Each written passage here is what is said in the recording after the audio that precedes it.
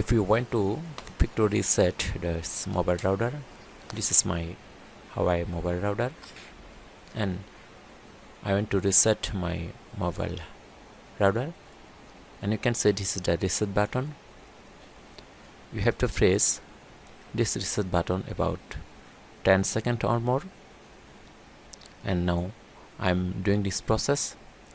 Also use a fan, and you can use anything here. Just simply press the button about 10 seconds or more,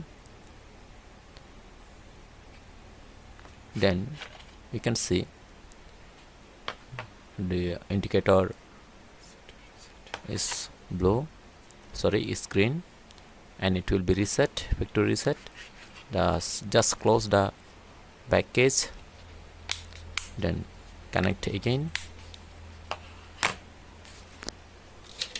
and it will be work fine. Thanks for watching.